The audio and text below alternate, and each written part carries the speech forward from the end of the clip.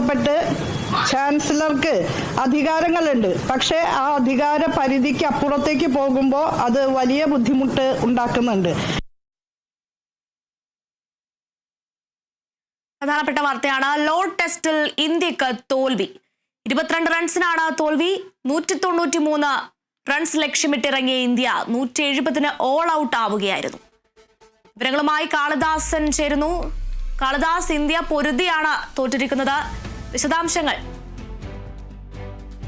തീർച്ചയായും അജുന, പൊരുതി തോറ്റിരിക്കുന്നു ഇന്ത്യ ലോഡ്സിൽ എന്നുള്ളതാണ് ഏറ്റവും പ്രധാനമായും പറയാനുള്ളത്. അവസാനം വരെ വിജയപ്രതീക്ഷ അത്രത്തോളം ഉണ്ടായിരുന്നു. അല്ലെങ്കിൽ ഇപ്പോൾ ഏറ്റവും അവസാനം ഉണ്ടായിരുന്ന ആ ഒരു കൂട്ടുകെട്ട്, രവീന്ദ്ര ജഡേജ, മുഹമ്മദ് സിറാജ് കൂട്ടുകെട്ടിന് ഈയൊരു വിജയം നേടാൻ സാധിക്കുമെന്നുള്ളൊരു പ്രതീക്ഷയിൽ തന്നെയായിരുന്നു ഇന്ത്യൻ നിര എന്നുള്ളത്. എന്നാൽ ആ ഒരു വിക്കറ്റ്, അവസാനത്തെ വിക്കറ്റും കൂടി, മുഹമ്മദ് സിറാജിൻ്റെ വിക്കറ്റ് കൂടി പോയതോടുകൂടി ആ പ്രതീക്ഷയൊക്കെ മങ്ങിയിരിക്കുന്നു. ഇപ്പോൾ നിലവിൽ 3-ാം ടെസ്റ്റാണ് ലോഡ്സിൽ നടക്കുന്നത്. ആദ്യത്തെ ലീഡ്സ് ടെസ്റ്റിൽ ഇംഗ്ലണ്ടാണ് വിജയിച്ചത്. തൊട്ടു പിന്നാലെയുള്ള എഡ്ജ്ബാസ്റ്റൺ ടെസ്റ്റിൽ ഇന്ത്യയും വിജയിച്ചു. ഇപ്പോഴുള്ള ഈ ലോഡ്സ് ടെസ്റ്റിലെ വിജയം കൂടി കണക്കിലെടുത്താൽ 2-1 ഇംഗ്ലണ്ട് മുന്നിലാണ്.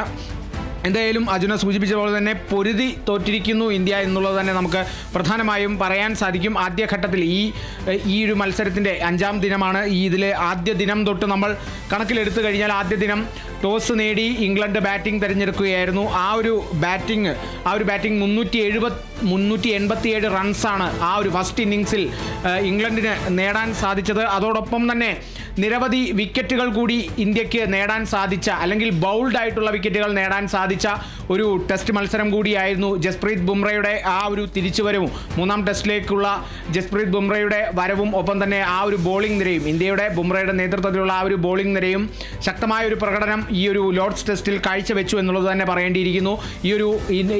ഒട്ടാകെയുള്ള ഈ ഒരു മത്സരത്തിൽ 12 വിക്കറ്റുകളാണ് ബോൾഡ് ആക്കാൻ ഇന്ത്യൻ ബോളിംഗ് നിരയ്ക്ക് സാധിച്ചത് എന്നുള്ളതും കൂടിയുണ്ട്. ഇതിൽ എടുത്ത വിക്കറ്റുകളുടെ കണക്കെടുക്കുകയാണെങ്കിൽ ഏറ്റവും അധികം വിക്കറ്റുകൾ നേടിയിട്ടുള്ളത് നിലവിലെ സാഹചര്യത്തിൽ ഇപ്പോൾ ജസ്പ്രീത് ബുംറയും, നമ്മൾ ഓരോ ഇന്നിങ്സ് കണക്കാക്കുകയാണെങ്കിൽ ഇംഗ്ലണ്ടിൻ്റെ ആദ്യ ഇന്നിങ്സിൽ ജസ്പ്രീത് ബുംറയ്ക്ക് 5 വിക്കറ്റുകളാണ് നേടാൻ സാധിച്ചത്. പിന്നാലെ മുഹമ്മദ് സിറാജും നിതീഷ് കുമാർ റെഡ്ഡിയും 2 വിക്കറ്റുകൾ വീതം നേടി. രവീന്ദ്ര ജഡേജ 1 വിക്കറ്റാണ് ഇംഗ്ലണ്ടിൻ്റെ ആദ്യ ഇന്നിങ്സിൽ നേടിയത്. തൊട്ടു പിന്നാലെ ഇന്ത്യയും 1-ാം ഇന്നിങ്സിനായി ഇറങ്ങിയ സാഹചര്യത്തിൽ ഇന്ത്യക്കും അതേ സ്കോറിൽ തന്നെ അവസാനിപ്പിക്കേണ്ടി വന്നു, അല്ലെങ്കിൽ ഓൾ ഔട്ട് ആകേണ്ടി വന്നു എന്നുള്ളതാണ്. 387 ആയിരുന്നു ഇംഗ്ലണ്ടിൻ്റെയും ഇന്ത്യയുടെയും 1-ാം ഇന്നിങ്സിലെ സ്കോർ എന്ന് പറയുന്നത്. എന്നാൽ 2-ാം ഇന്നിങ്സ്, ഇംഗ്ലണ്ടിൻ്റെ 2-ാം ഇന്നിങ്സിലേക്ക് കടന്നപ്പോൾ മികച്ച രീതിയിലുള്ളൊരു പ്രകടനം ഇന്ത്യയുടെ ഭാഗത്തു നിന്നും ഉണ്ടായി. അതുകൊണ്ട് തന്നെ 192 റൺസിൽ പിടിച്ചു കെട്ടാൻ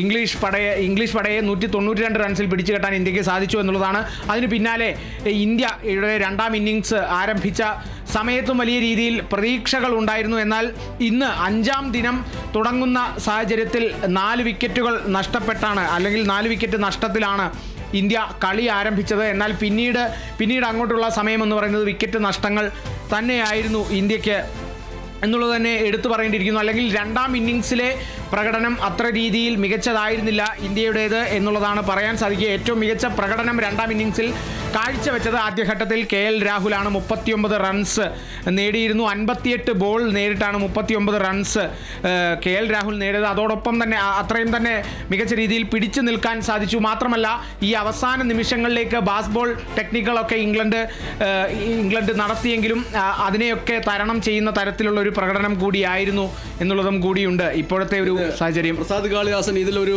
പ്രധാനപ്പെട്ട ഒരു സംശയമുള്ളത്, ടെസ്റ്റ് ക്രിക്കറ്റിൻ്റെ പൊതുവായിട്ടുള്ള ഒരു രീതിയുണ്ടല്ലോ. ആ ടെസ്റ്റ് ക്രിക്കറ്റിൻ്റെ പൊതുവായ രീതി എന്ന് പറഞ്ഞാൽ തന്ത്രങ്ങൾ പരമാവധി ഉപയോഗിക്കുക, സമനിലടക്കമുള്ള കാര്യങ്ങളിലേക്ക് പോവുക. വലിയ 2020 ക്രിക്കറ്റിൻ്റെ ആവേശങ്ങൾ അതിലേക്ക് വരുന്നത് ഉചിതമല്ല എന്ന് വിചാരിക്കുന്ന ഒരു ക്ലാസിക് ടെസ്റ്റ് ക്രിക്കറ്റേഴ്സിൻ്റെ ആരാധകരുടെ വലിയ നിരയുണ്ട്. ആ ഒരു അർത്ഥത്തിൽ ഇതിൽ ഈ ഒരു ജയം എന്നതിലേക്ക്, ആവേശകരമായ ജയമോ തോൽവിയോ എന്നതിനപ്പുറത്തേക്ക് ടെസ്റ്റ് ക്രിക്കറ്റിൻ്റെ ഒരു പൊതു രീതിയിൽ കാര്യങ്ങൾ കൊണ്ടുപോകുന്നതിൽ പിഴവ് പറ്റിയിട്ടുണ്ടോ ഈ തുരിതുരായുള്ളൊരു വിക്കറ്റ് വീഴ്ച അടക്കമുള്ള കാര്യങ്ങളുടെ കാര്യത്തിൽ?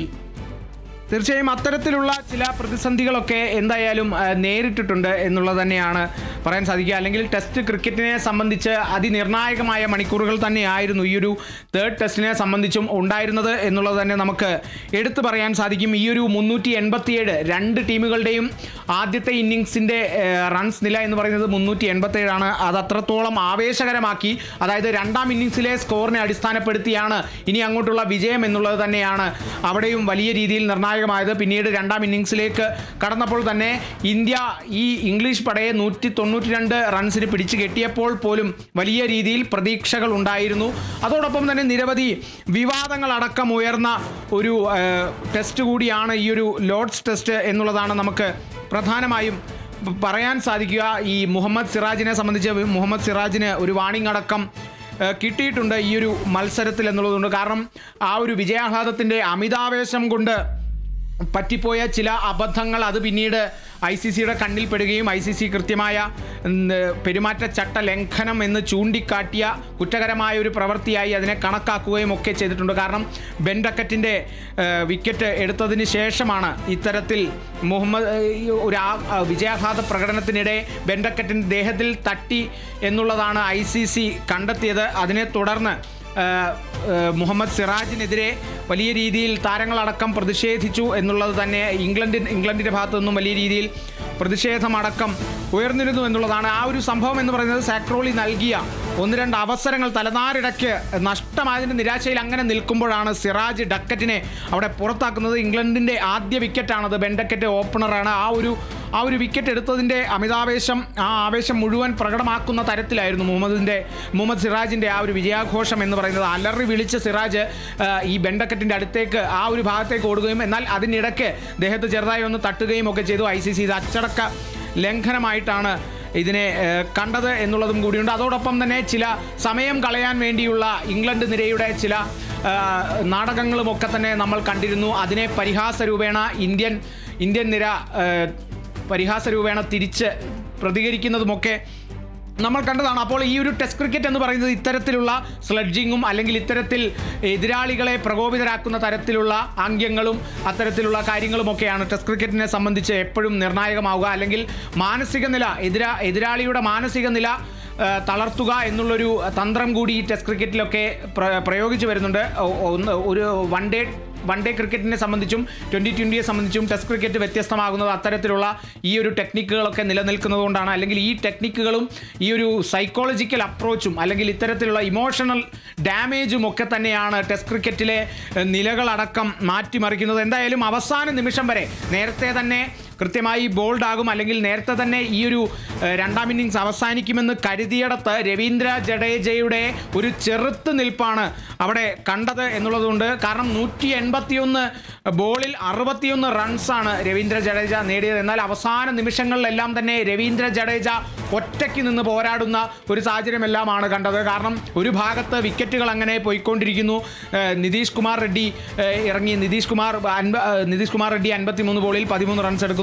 പിന്നീട് ക്രിസ് വോക്സിൻ്റെ ബോളിൽ ജെയ്മി സ്മിത്തിൻ്റെ ക്യാച്ചിൽ നിതീഷ് കുമാർ പുറത്താകുന്നു. പിന്നീട് ജസ്പ്രീത് ബുംറ ഇറങ്ങുന്നു. അതും 54 ബോളിൽ ജസ്പ്രീത് ബുംറ നേടിയത് വെറും 5 റണ്ണാണ്. അപ്പോൾ അത്രത്തോളം ഈ ഒരു ചെറുത്തുനിൽപ്പ് വെറുതെ 4ഉം 6ഉം അടിച്ച് സമയം കളയണ്ട എന്നുള്ളൊരു തീരുമാനത്തിലേക്ക്, അല്ലെങ്കിൽ അതിനനുസരിച്ചുള്ള കൃത്യമായ ഓവറുകളുണ്ട്. ആ ഓവറുകളിൽ കൃത്യമായ റണ്ണുകൾ എടുത്തെടുത്ത് പോയി കഴിഞ്ഞാൽ, സിംഗിൾസ് എടുത്ത് പോയാൽ പോലും ജയിക്കാൻ പറ്റുന്നൊരു വിലയിരുത്തൽ ഇന്ത്യൻ നിരയ്ക്കുണ്ടായി എന്നുള്ളതാണ്. അതുകൊണ്ട് തന്നെ ചെറുത്തുനിൽപ്പായിരുന്നു അവസാന മണിക്കൂറുകളിലെല്ലാം നമ്മൾ കണ്ടിരുന്നത്. അതിൽ ഏറ്റവും എടുത്തു പറയേണ്ടത് രവീന്ദ്ര ജഡേജയുടെ ചെറുത്തുനിൽപ്പാണ്. ഏറ്റവും അവസാനം ഇറങ്ങിയ മുഹമ്മദ് സിറാജ് പോലും ആ ഒരു ടെക്നിക്ക് പിന്തുടർന്നു എന്നുള്ളതാണ്. കാരണം 30 ബോളിൽ 4 റണ്ണാണ് മുഹമ്മദ് സിറാജ് എടുത്തത്. പിന്നീട് ഷോയബ് ബാഷിറിൻ്റെ ബോളിൽ ബോൾഡ് ആവുകയായിരുന്നു. അപ്പോൾ ഈ ഒരു ചെറുത്തുനിൽപ്പ് തന്നെയാണ് ഏറ്റവും വലിയ വിജയം എന്നുള്ളത് തന്നെ പറയാൻ സാധിക്കും. എന്തായാലും ഇപ്പോഴത്തെ ഈ ഒരു ടെസ്റ്റ് പരമ്പരയുടെ നില എന്ന് പറയുന്നത് 2-1 ഇംഗ്ലണ്ട് മുന്നിലാണ്. ഇനിയും വരുന്ന മത്സരങ്ങൾ ഇന്ത്യയെ സംബന്ധിച്ചും നിർണായകം തന്നെയാണ്. ഇംഗ്ലണ്ടിന് ഇനിയുള്ള ആ ഒരു ടെസ്റ്റ് മത്സരത്തിൽ ഇനിയുള്ള മത്സരം 23-നാണ് വരുന്നത്. 23 മുതൽ 27 വരെയായിരിക്കും 4ാം ടെസ്റ്റ് ഉണ്ടാവുക എന്നുള്ളതാണ് നമുക്ക് ഏറ്റവും ഒടുവിൽ അറിയാൻ സാധിക്കുന്ന വിവരം എന്ന് പറയുന്നത്. അപ്പോൾ ആ ഒരു ടെസ്റ്റിനെ സംബന്ധിച്ച് ഇംഗ്ലണ്ടിനെ സംബന്ധിച്ച് ആ ഒരു വിജയം കൂടി നേടാൻ സാധിച്ചാൽ, അല്ലെങ്കിൽ ആ ഒരു ടെസ്റ്റിലും വിജയം ഇംഗ്ലണ്ടിനൊപ്പമായി കഴിഞ്ഞാൽ തീർച്ചയായും ഈ ഒരു പരമ്പര ഇംഗ്ലണ്ട് കൊണ്ടുപോകും. അല്ലെങ്കിൽ 4ാം ടെസ്റ്റിൻ്റെ വിജയം ഇന്ത്യക്കൊപ്പമാണെങ്കിൽ തീർച്ചയായും അത് വീണ്ടും അഞ്ചാം ടെസ്റ്റിലേക്ക് അത് കടക്കും എന്നുള്ളതാണ്. 23 മുതൽ 27 വരെയാണ് 5ാം ടെസ്റ്റ് നടക്കുക എന്നുള്ളതാണ് നമുക്ക് ഏറ്റവും ഒടുവിൽ അറിയാൻ സാധിക്കുന്നത്. ഇപ്പോൾ ഈ ഒരു പൊരുതി തോറ്റുവെങ്കിലും അത്രത്തോളം ആവേശകരമായിരുന്നു ആ ഒരു മത്സരം. അവസാന നിമിഷം വരെയും ആരാധകരിൽ വലിയ രീതിയിൽ പ്രതീക്ഷ നൽകിയിരുന്നു. രവീന്ദ്ര ജഡേജ എന്ന ആ ഒരു കളിക്കാരൻ എന്നുള്ളതും കൂടിയുണ്ട്. ആ ഒരു ചെറുത്തുനിൽപ്പ് പ്രശംസനീയമാണ് എന്ന് തന്നെ പറയേണ്ടിയിരിക്കുന്നു. മാത്രമല്ല ഇംഗ്ലണ്ടിൻ്റെ ആ ഒരു നീക്കം, അല്ലെങ്കിൽ ഇന്ത്യയെ സംബന്ധിച്ചും ഈ ലീഡ്സ് ടെസ്റ്റിലേക്ക് വന്നപ്പോൾ ഏറ്റവും നിർണായകമായൊരു നീക്കം എന്ന് പറയുന്നത് ഇന്ത്യ ജസ്പ്രീത് ബുംറയെ തിരിച്ചു കൊണ്ടുവന്നു എന്നുള്ളതാണ്. അതേസമയം ഇംഗ്ലണ്ടിനെ സംബന്ധിച്ച് ഇംഗ്ലണ്ടിൻ്റെ ട്രംപ് കാർഡായിട്ടുള്ള ബോളർ ജോഫ്ര ആർച്ചറിനെ തിരിച്ചു കൊണ്ടുവന്നു എന്നുള്ളതാണ്. ഈ ഒരു ലീഡ്സ് ടെസ്റ്റിൽ ഏറ്റവും അധികം തിളങ്ങിയത് ഈ 2 ബോളർമാരാണ് എന്നുള്ളതും കൂടി നമുക്ക് എന്തായാലും എടുത്തു പറയേണ്ടിയിരിക്കുന്നു. എന്തായാലും ഇംഗ്ലണ്ട് ഇപ്പോൾ ടെസ്റ്റ് പരമ്പരയിൽ 2-1 മുമ്പിലാണ്. 193 റൺസ് പിന്തുടർന്ന് പൊരുതിയ ഇന്ത്യ 170 റൺസിൽ ഓൾ ഔട്ട് ആവുകയായിരുന്നു. അജുന, ശരിയാണ്. ഈ ലോർഡ്സ് ടെസ്റ്റിൽ ഇന്ത്യ പൊരുതി തോറ്റിരിക്കുകയാണ്. 22 റൺസിനാണ് ഇംഗ്ലണ്ട് ജയിച്ചത്. 193 റൺസ് ലക്ഷ്യമിട്ടിറങ്ങിയ ഇന്ത്യ 170 ഓൾ ഔട്ട് ആവുകയായിരുന്നു. വിശദ വിവരങ്ങൾ നൽകിയത് കാളിദാസൻ, MS ബനേഷ് എന്നിവർ ചേർന്നാണ്. ഇടവേള.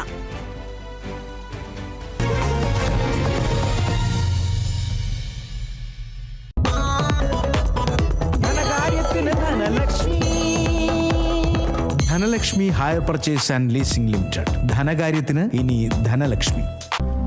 ഇതെവിടുന്നാടാ? IBCയിലെ അമേരിക്കൻ PG ഡിപ്ലോമ കഴിഞ്ഞ് കരിയർ സെറ്റ് ആയപ്പോഴാണ് ഞാൻ വിചാരിച്ചത് അമ്മയ്ക്ക് ഈ സർപ്രൈസ് കിട്ടും. ഇനി വെറുമൊരു ജോലിയല്ല, നല്ലൊരു കരിയറാണ് ലക്ഷ്യമെങ്കിൽ പഠിക്കൂ IBCയിലൂടെ. Indian cooperative credit society limited. They're gonna kill if you let them through.